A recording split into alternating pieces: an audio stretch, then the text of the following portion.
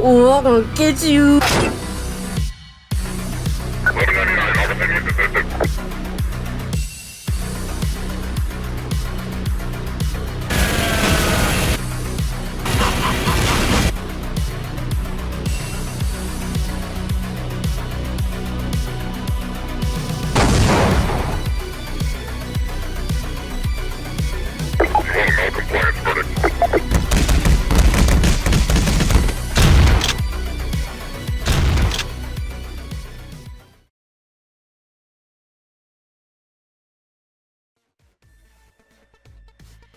Welcome to Heretic Squad, the most action-packed side-scroller on Roblox. In Heretic Squad, you play as a police officer tasked with completing different missions in buildings overrun with evil cultists. You are essentially the heretic according to the game's enemies. The game functions as an endless roguelike where you see how far you can get before kicking the bucket. The game is fast-paced and quite challenging for a Roblox game. It's like the Hotline Miami of Roblox. Now let's get on to the gameplay. When you join the game, you are placed in a lobby where you can do all sorts of stuff. By going to the far left, you can start your mission, but I'd recommend doing the tutorial first because this game has a lot of mechanics, and you're probably going to get demolished on your first playthrough. Once you load in, you will find yourself in a random building. To move around, you use A and D. If you want to go into a door that's in the background, you have to press W and your character will stop for a bit and eventually charge through it. You also use W to switch what hallway you are going through. Sometimes you'll have to press S to go through a door that is in front of your character.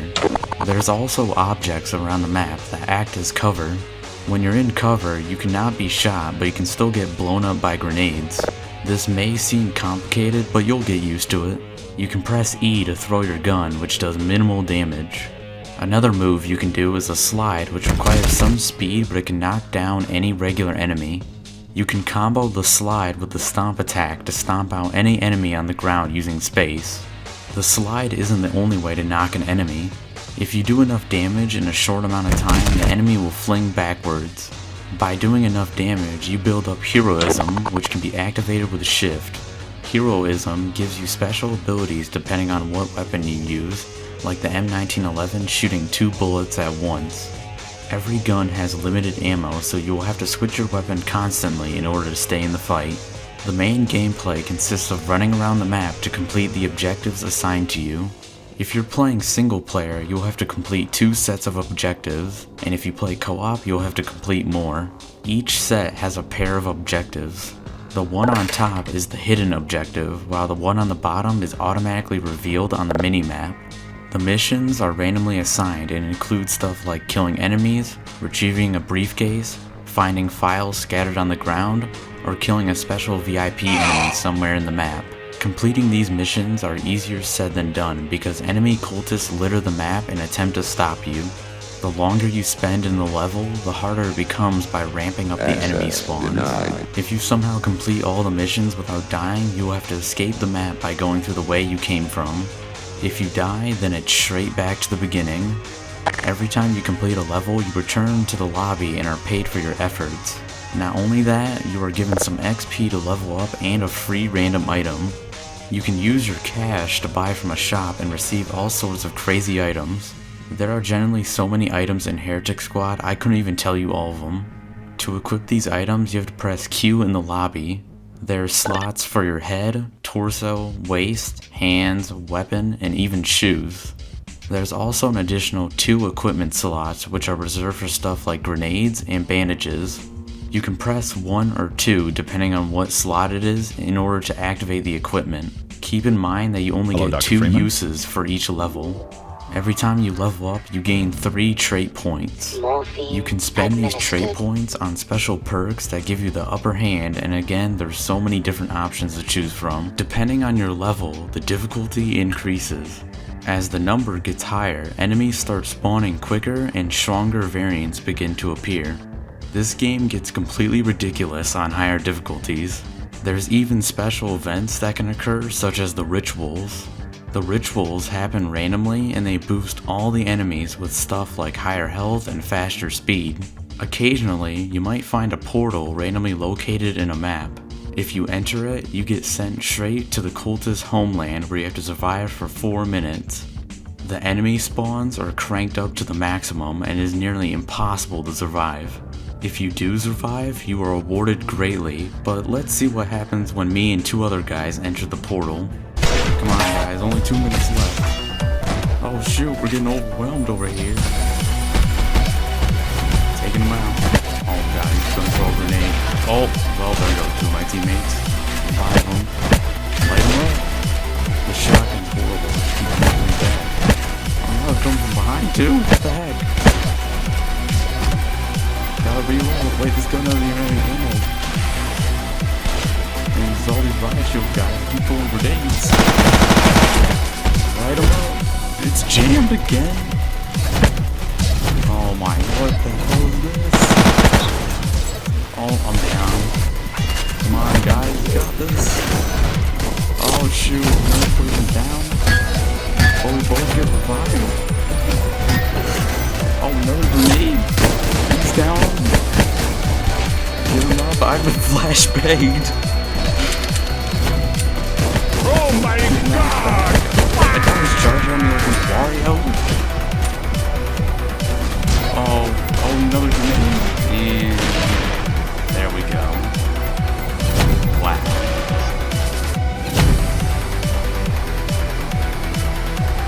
There's only 5 guns in the game and melee weapons that kinda suck, so I'll explain each gun.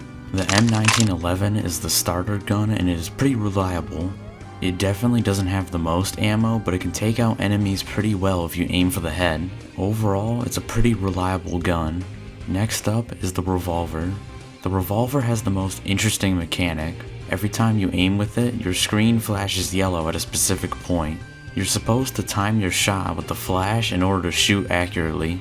In my opinion, the revolver is the worst gun in the game. It fires slowly, and even though it can one-hit basic cultists, it is horrible against any other enemy. After that is the double-barreled shotgun, or sawn-off. The double-barreled is my favorite gun as it does good damage and has a fast reload. It's useful for taking out 2 regular enemies or 1 tough one. It's also incredibly good at camping doorways. The MAC-11 is probably the strongest gun in the whole game. It has a whopping 25 bullets per mag and is good against all enemies. It has a really good fire rate, so if you spray into a crowd you can probably take everyone out.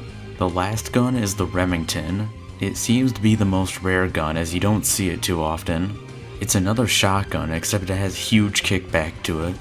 Another weird thing about the Remington is that you can't aim with it, instead you can block with it like a melee weapon. The Remington feels like a more situational double-barreled. It does have a good amount of ammo in it, so that's something. In the end, the Remington is just mediocre. Well, I have talked long enough about you, the player, now let's get in more depth with who you're facing up against. Starting off with the common enemies, the basic cultist is weak but plentiful. They're rarely an issue and are more like free weapons. The brute is bigger, stronger, and harder to knock down. Brutes can't be knocked down by the slide move and they can take quite a beating. They also have a charge attack that is extremely buggy. The last common enemy is the shielder and they are the worst. They are completely immune to any damage in front of themselves. The only way to take one out is with the slide move. You definitely don't want to see these guys carrying shotguns. Uncommon enemies are still pretty common but have some quirks. The first uncommon enemy is the Tollman. The Tollman has a big bell hat and sports above average health. If he aggroes on you, his bell will start ringing, which periodically fires out green beams that block your shots. The statue is really slow but has way higher health. The statue gets knocked down way easier than any other enemy. One stomp can instantly kill a statue. Don't worry man, just take your time man. Yep, just take all the time you need. All the time in the world. Yep, and... The last enemies are rare enemies only seen at high difficulties like 5 and above. The bounty hunter is a deadly enemy if not dealt with quickly. He randomly appears in front of you and attempts to attack you with a big hook. He attacks slowly, but if he lands a hit, it can do devastating damage. The apostle is an elite cultist. They start replacing the basic cultists as the difficulty increases. They have a little more health and faster reaction times. That's pretty much it. The hardest enemy is the Shadefold. The Shadefold is incredibly quick and appears as a black goo puddle. They hunt you down relentlessly and can only be attacked during one of their abilities. They can shoot you with a shadow revolver, slice you with a shadow axe, or just straight up grab your legs and immobilize you. Well, that's it for the gameplay. Now onto the best and worst parts of Heretic Squad. Here's the things I enjoyed the most about Heretic Squad. I said it once and I'll say it again. This game just has so many different items and perks. There's countless ways to customize your loadout. It really does have incredible variety and there's something for everyone. You can even unlock more perks from getting achievements. You could try things like a loadout with a high top speed and a melee weapon, or a slow moving tank with a heavy vest and a riot shield. The game is really easy to just pick up and play. You can get into matches very quickly and each level only lasts around 2 to 5 minutes. It also saves your progress too, meaning you can come back later to continue your previous run. It doesn't even feel that bad to die in this game because of how quick you can just start a whole new run. The dialogue in Heretic Squad is just plain great. There's a ton of dialogue for each enemy which defines all of their personalities. They even have lines for stuff like friendly fire and getting flashbanged. Heretic Squad features a completely original soundtrack made by a music composer. The songs in this game are just so damn good. I already played one in the intro, but I'll play it again right now.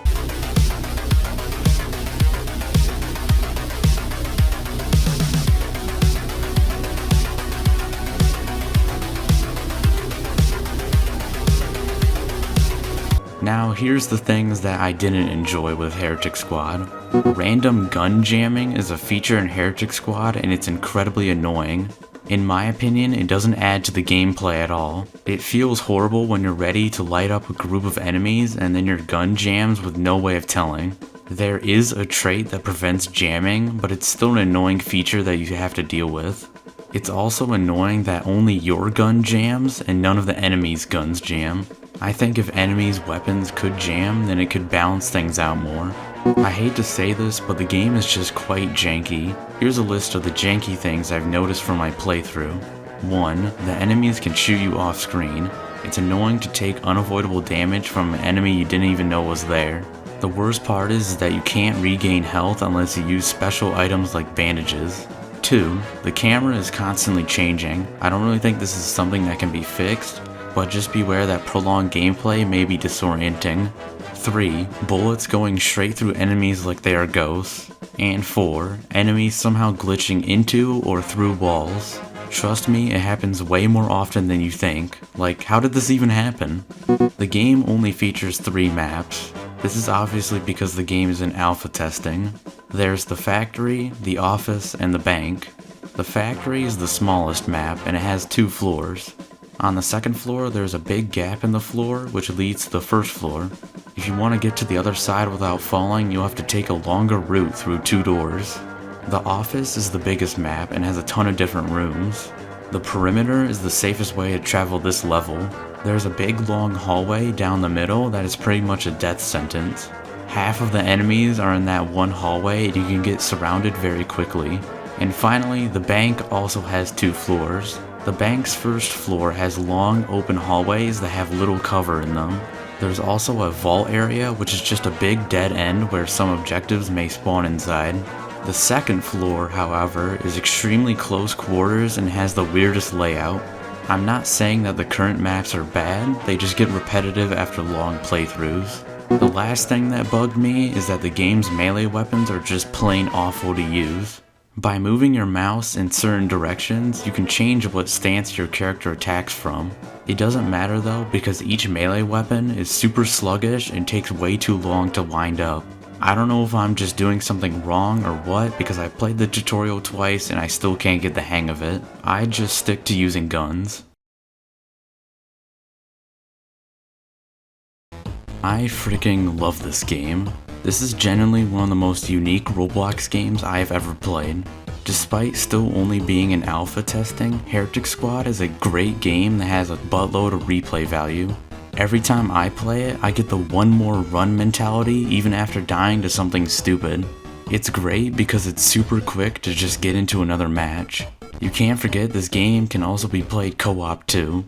I can't wait to see this game improve in the future with more weapons and maps. I give this game a final score of 9 out of 10.